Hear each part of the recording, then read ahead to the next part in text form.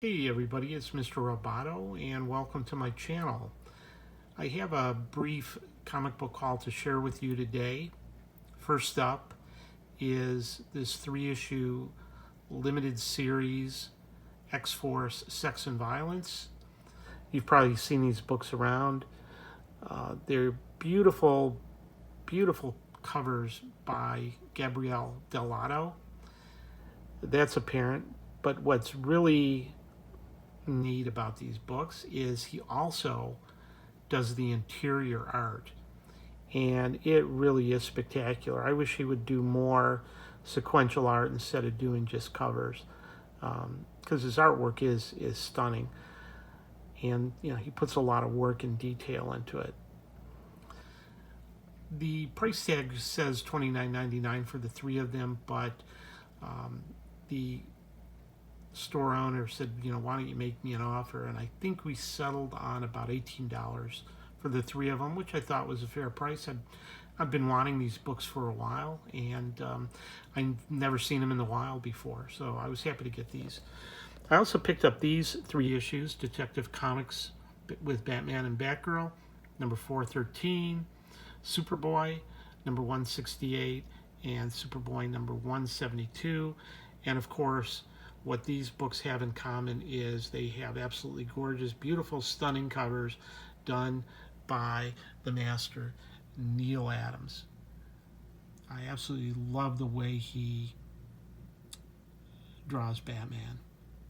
This one says it's very good, fine. That's probably about right. I paid $15 for that. This one looks to be in better shape. I only paid $3 for that one.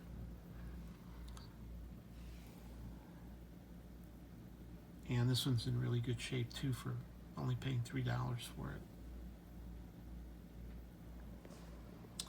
I also picked up this issue of Justice League of America number 34, which is early Adam Hughes. I didn't have this cover, and it was only like $3-4, and I'll never be an Adam Hughes completist. I'll never own everything he's done because I don't think I can afford it.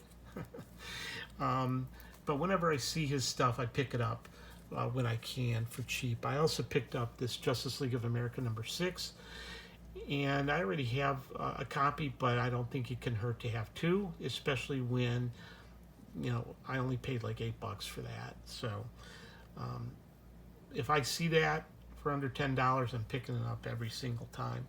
I also picked up this issue of Revival. I'm not reading Revival.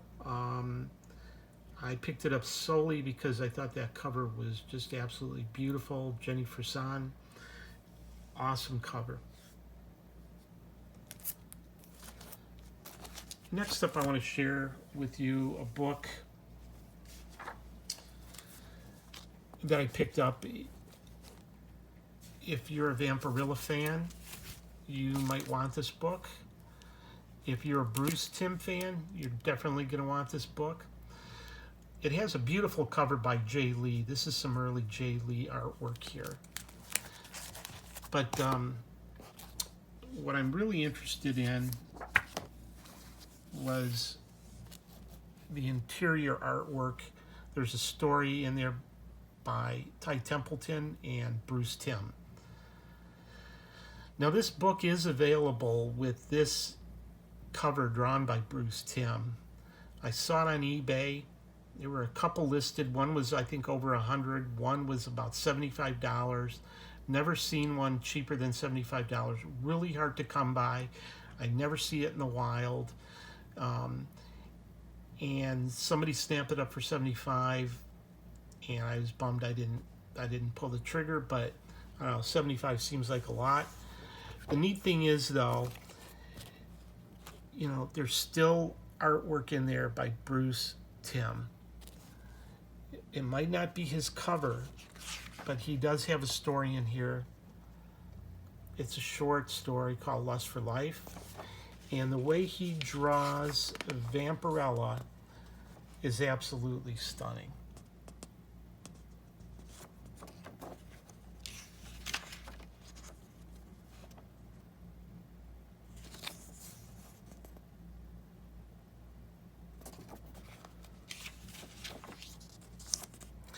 Now this page seems a little wordy. There's a lot of word balloons, but still, you know, beautiful artwork coming through. And then, of course, the end of the story. And then it picks up with the continuation of the main story, Rebirth. So if you're a Bruce Timm fan, like me, you might not have known that there's a Bruce Timm story, Bruce Timm artwork in this issue of Vampirella Rebirth 3 of 3. I've also got to do a shout out to a fellow YouTuber, the comic Crypt of Castle Hills. I don't know if you're familiar with his channel, but he has a ton of awesome books, man. And for Halloween, he's been showing his horror books, scary books, monster books. This was one of them, and I remember seeing this at a local comic book shop, and I remember having this book and reading it as a kid. It was like $3, couldn't pass it up. Artwork inside by Jack Kirby, really cool, fun story. And shout out to the comic Crypt of Castle Hills, man. Same thing with this book, Marvel Comics 1000. I gotta give my props to the comic Crypt of Castle Hills for turning me on to this book. He is collecting all the Marvel Comics 1000 covers. There's so many of them. This one is from GameStop. I understand the ratio to be 1 in 100. Somebody said there's something like 5,000 GameStops in the United States, but not every GameStop got this. That's why it's hard to find. Somebody said there were probably only about 3,000 stores that got one book each. So this is really limited.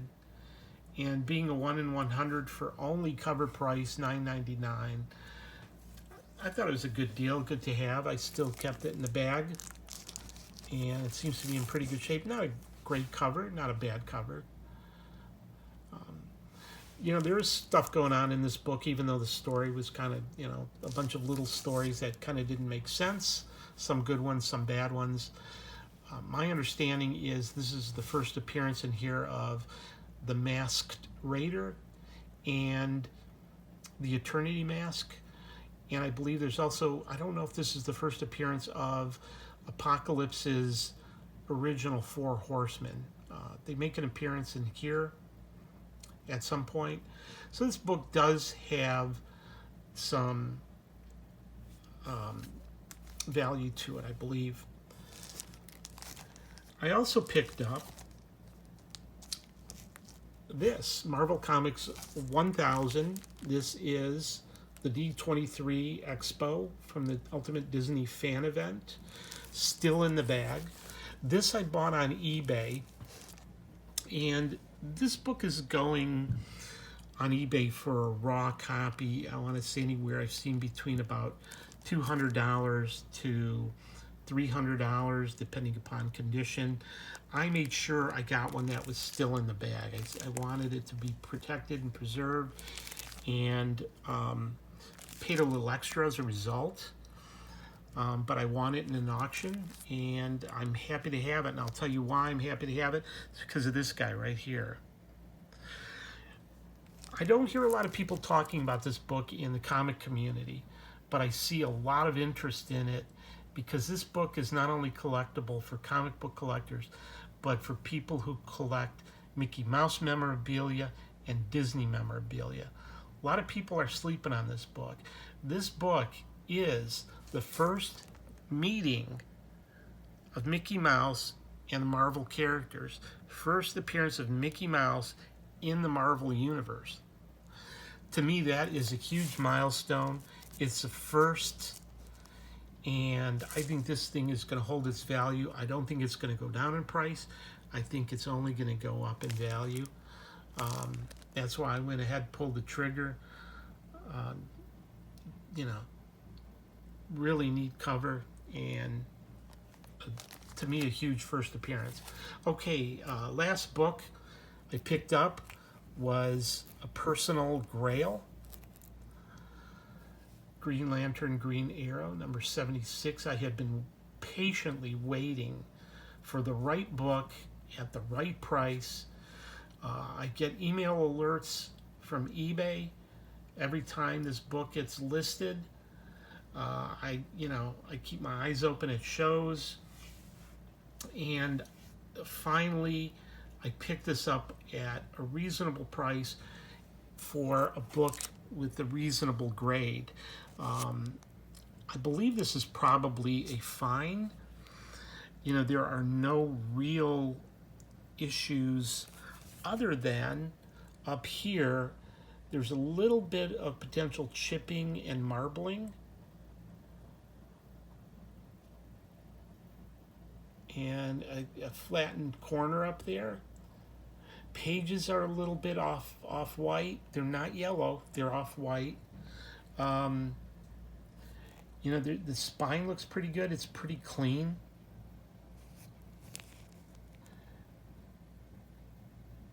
The staples look good.